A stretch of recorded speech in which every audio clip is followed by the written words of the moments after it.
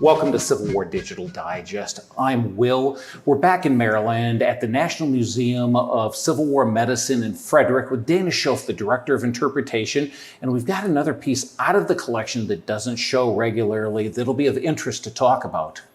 Before I get going, I want to say thanks to the sponsor of this episode, History Fix. History Fix is a history-centered streaming service that brings you stories of every form from the 1st century to the 21st century, whether it's the true story of a documentary or the fictional stories of a movie or short film. There's something for you to escape to history with and enjoy. We say thanks to them.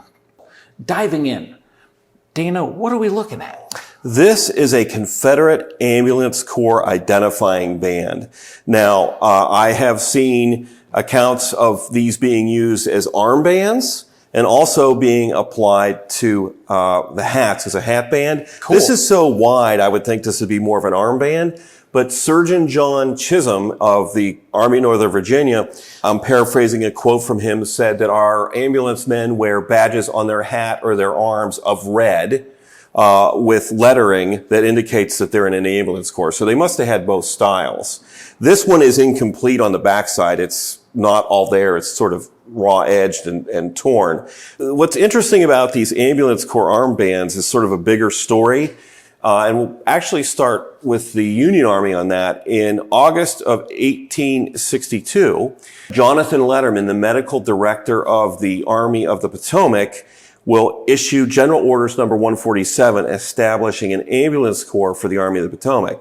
And in it, he will stipulate ambulance corps members should have a dark green band around the base of their forage cap. Green. Sort of like the the Union hospital flags. Yes, because the medical department's color, if you will, is dark green. So like artillery is red, the medical department was green.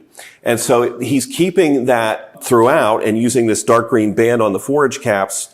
And what's cool about that, I think, is that this is all happening before the Red Cross. The Red Cross is a post-war badge that is used universally now to identify caregivers.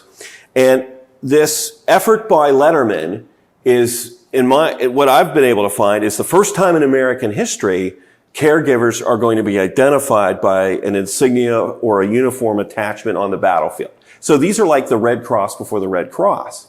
So this is the forerunner, the Federals with green on the forage caps or kepis, and the Confederates with this. And the Confederates will follow suit, and they will identify their ambulance corps people with badges like this, sometimes even simple little paper squares or rectangles with ambulance corps stenciled on it will be put in their hats. And how far after the Federals does Chisholm follow? It all happens about the same time that they start marking these caregivers. Now this one, the red is significant. It's not just because it's visible, but early in the war, both sides will use red to identify hospitals.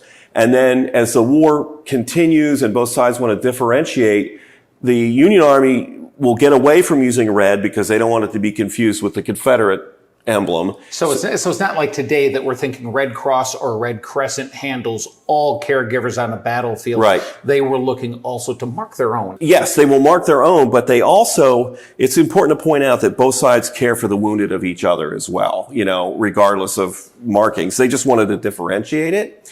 So the Federal armies will move to green, and they'll actually adopt a vibrant yellow hospital flag with a green H in the center. And the Confederates will continue to lean on the sort of the red flags to identify hospitals. So red on the armband is definitely in keeping with that symmetry across, the color and everything to help, standardize it as much as possible for the soldiers so they know where they can find care and aid. Fantastic. Well, as we look at this, it's not identified, but it appears to me to be wool bunting. It looks like wool bunting. The red is definitely wool. I believe the white is wool as well, and it's hand-stitched on there, very carefully hand-stitched on there. And you can see it's not evenly folded, so it's been hand-applied, and I'm sure it's been hand-stenciled as well. So a pretty rare and neat survivor of the Civil War, and also shows you a big step in the evolution of medical care and identifying caregivers on a battlefield. Great. Have you been able to see the backside? Did the stencils go through all layers, or do you think it was stenciled and then a white applied? It's stenciled Only on the white. Okay. Yeah, there's no stenciling showing through on the back.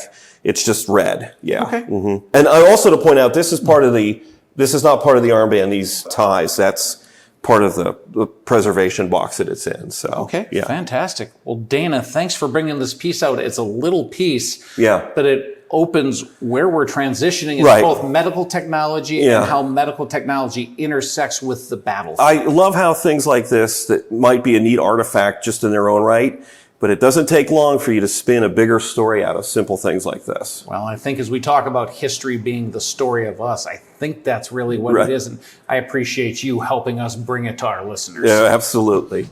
Well, thank you for spending your time with Civil War Digital Digest. It may look like just a little bit of fabric, but I hope this gives you a connection to the men who served and to where medical technology and its intersection with the military would transition over the coming years. We'll see you next time.